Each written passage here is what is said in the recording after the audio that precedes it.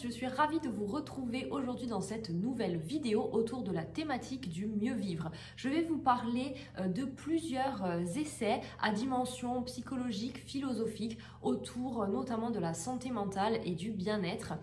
Voilà, j'espère que ce petit programme va vous plaire et donc j'ai sélectionné des livres très différents et qui vont aborder des thématiques spécifiques à chaque fois. Voilà, donc je vais commencer tout de suite et ne pas me perdre plus que ça en conjecture. Donc le premier livre dont je souhaitais vous parler, en fait il s'agit de deux essais de la même autrice qui se suivent. Il s'agit de Petit traité de toute vérité sur l'existence de Fred Vargas, aux éditions Librio, et puis de Critique de l'anxiété pure, donc également comme je vous le disais du même auteur. Ces deux essais m'ont été conseillés par un ami. Moi je connaissais Fred Vargas uniquement pour ses romans policiers, mais je l'ai découverte dans ce style, dans ce nouveau genre, et je dois dire que j'ai absolument adoré. Ici l'auteur nous amène donc tout le long de sa pensée, toujours avec une ironie mordante, au détachement. Donc comment arriver au détachement dans toutes les situations de notre vie? Vaste programme, me direz-vous. Donc l'auteur s'adresse directement au lecteur. Elle amène énormément de questionnements, notamment comment résoudre les problèmes que se pose l'être humain, comment faire pour cesser d'avancer d'erreurs en fourvoiement. Donc tout y passe, les apparences trompeuses, le doute existentiel, la pression au sein de la société, les relations amoureuses. C'est vraiment traité avec un humour dévastateur et une autodérision sans faille. On rit beaucoup à la lecture de cet ouvrage. Moi j'ai vraiment beaucoup ri.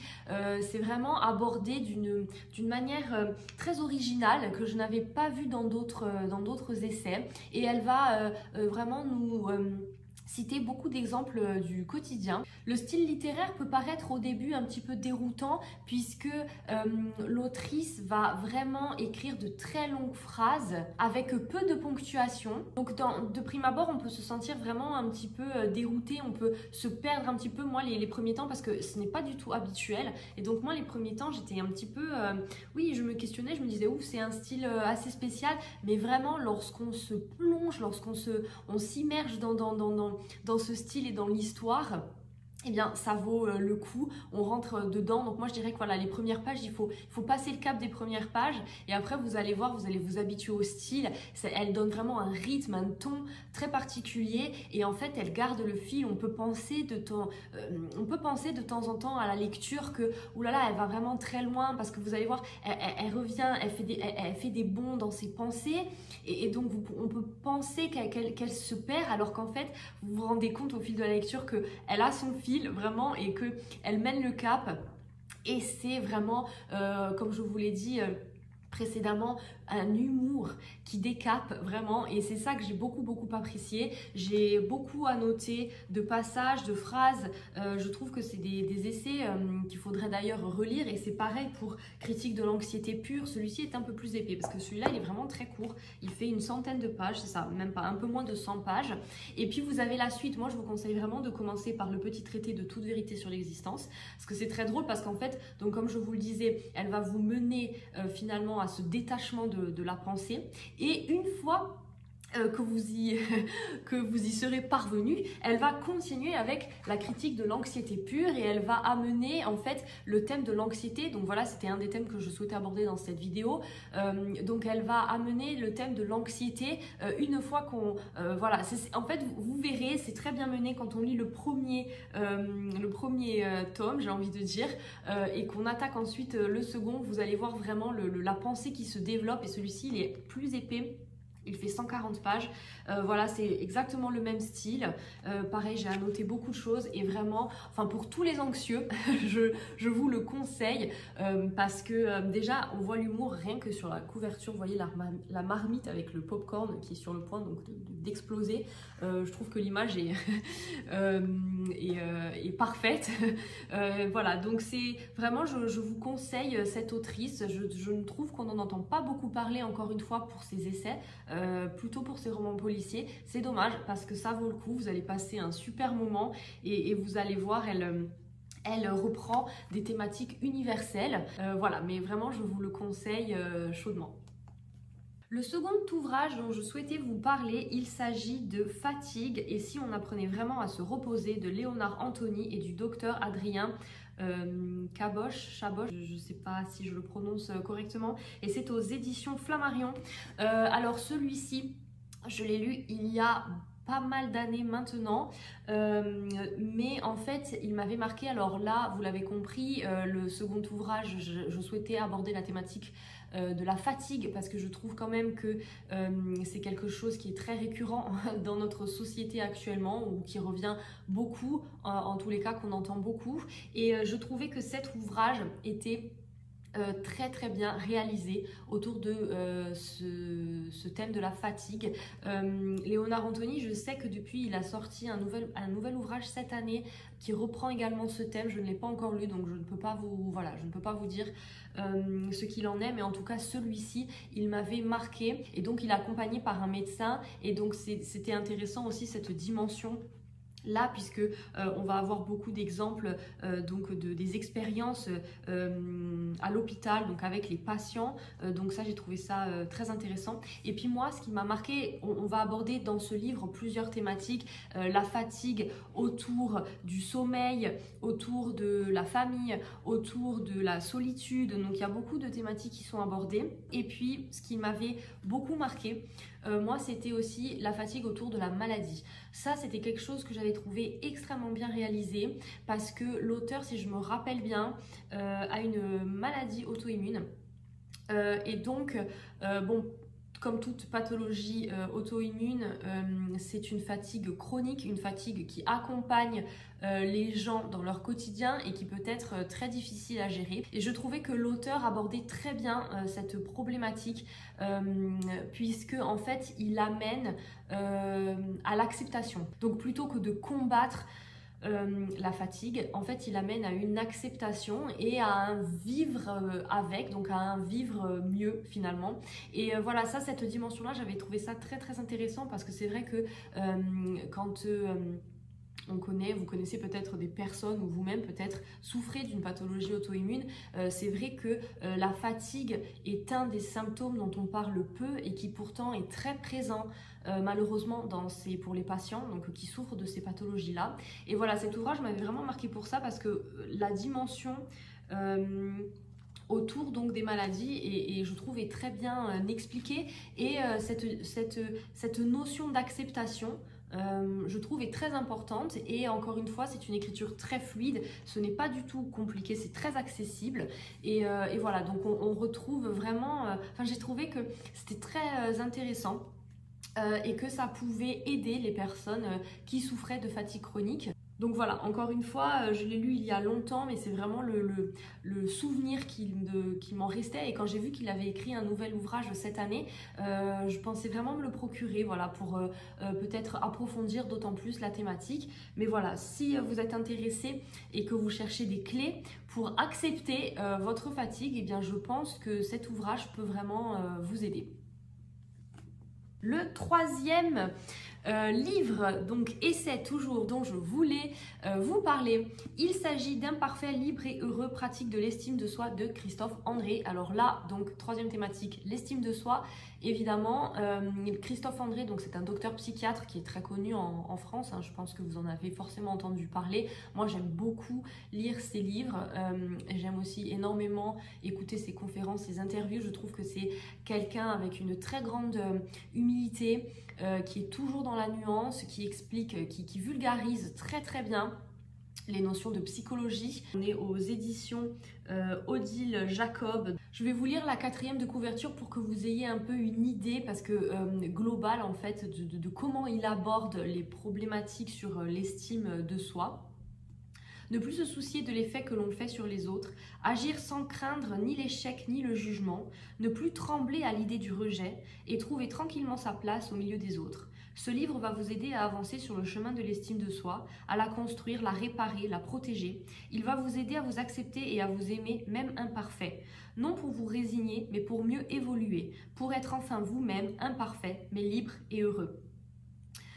Donc voilà, moi c'est un ouvrage que j'ai lu il y a vraiment plusieurs années maintenant, mais je me rappelle en fait qu'il m'avait marqué. Il est assez conséquent, hein. Il fait presque 500 pages. Donc pour un essai c'est quand même pas mal, mais vraiment je l'ai lu comme un roman, c'est-à-dire que je prenais même pas chapitre par chapitre de temps en temps. J'étais tellement passionnée par le sujet. Bon, il faut dire que moi j'ai une très grande appétence pour la psychologie, donc forcément je m'étais régalée avec ce livre, mais vraiment je trouve qu'il est très bien construit. Christophe André, il a l'art et la manière d'expliquer les notions, comme je vous le disais, de psychologie d'une simplicité. Vraiment, il aborde tout dans cet ouvrage. Il va d'abord expliquer qu'est-ce que l'estime de soi, et puis il va donner ensuite des cas pratiques qu'il a connus avec ses patients, tout en respectant évidemment le secret médical. Mais voilà, c'est ça que j'ai trouvé très intéressant dans cet ouvrage, c'est que c'était très pratique et pas simplement de la théorie. Donc voilà, beaucoup d'exemples et on comprend parfaitement bien. Il y a beaucoup de notions qui sont expliquées. Et il est très très bien sourcé. Si vous allez à la fin de l'ouvrage et que vous regardez les notes bibliographiques, ça ne finit plus. Donc vraiment c'est très bien sourcé, et moi voilà, je trouve que ça aide beaucoup. Voilà, ça aide beaucoup pour les gens qui ont besoin peut-être d'un voilà, de booster un peu leur estime d'eux-mêmes. Je pense que c'est une problématique assez universelle que beaucoup de gens rencontrent, dont moi-même, hein. Je pense que vraiment on est un peu tous concernés par le sujet. Vraiment cet ouvrage, c'est vraiment celui qui m'a le plus marqué. J'en ai lu d'autres, mais vraiment celui-là, je trouvais qu'il était très complet, très simple, très accessible, avec beaucoup de cas pratiques. Donc vraiment, je vous le conseille chaudement. Voilà, en tout cas, je sais que l'estime de soi, c'est quand même une thématique qu'il a beaucoup pratiquée et dont il a beaucoup écrit sur le sujet, puisque voilà, c'est un psychiatre qui travaille beaucoup sur la psychologie positive. Voilà, donc honnêtement, foncez. Je pense que tout le monde devrait lire cet essai, vraiment, parce que ça aide et ça fait du bien.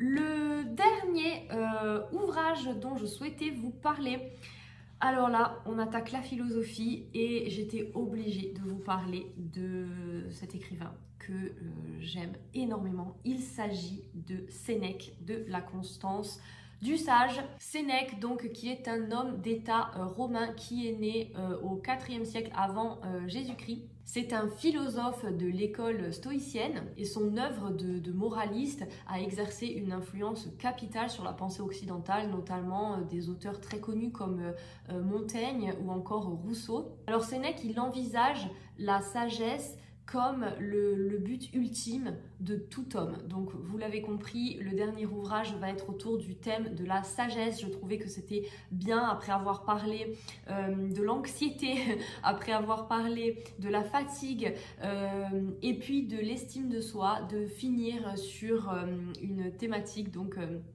sur la sagesse. Pour Sénèque, la tranquillité de l'âme réside dans la capacité à s'éloigner de ses passions. Donc cet essai regroupe deux récits qu'il a adressés à son ami Sérénus. Le premier écrit donc autour de la constance, où il va essayer de convertir son ami Sérénus au stoïcisme, car selon l'auteur, l'âme du sage est invulnérable face à l'injustice et à l'insulte. Et le second écrit qui est autour de la tranquillité de l'âme, qui exclut à la fois l'exaltation et la déprime. Pour Sénèque, la tranquillité amène à la liberté qui consiste à placer son âme au-dessus des injures. Donc on va aborder dans cet essai, qui est également très court, hein, il fait une centaine de pages. J'ai annoté énormément, on peut voir ici, puis j'ai annoté quasiment tout. Enfin voilà, moi j'adore la philosophie stoïcienne. Sénèque, comme je vous disais, est un auteur que j'apprécie tout particulièrement, et dans cet essai, en fait, on va aborder donc les thématiques de la constance, de la sagesse, de la tranquillité de l'âme. Tout au long de l'ouvrage, il va s'atteler à nous démontrer qu'il faut se réjouir de ce qui vient de soi, qu'il faut détourner de soi les choses extérieures, que pour éviter une vie inquiète, il faut se détourner du rire et des jugements extérieurs. Alors évidemment, dit comme ça, vaste programme, pas si aisé. En fait, évidemment, c'est un état d'esprit, une sagesse très difficile à atteindre, mais je trouve en fait que ça fait du bien, enfin moi en tout cas, Ça me calme toujours l'esprit de lire Sénèque. Je trouve que c'est très apaisant et voilà, ça remet les idées en place et franchement, pour moi, c'est vraiment tout bénef. Je me régale. Déjà, on se délecte de l'écriture, évidemment, du style littéraire. Et puis, encore une fois, je trouve que toutes ces notions sont importantes à garder à l'esprit, même si on est d'accord que évidemment, c'est très difficile d'atteindre cette sagesse-là.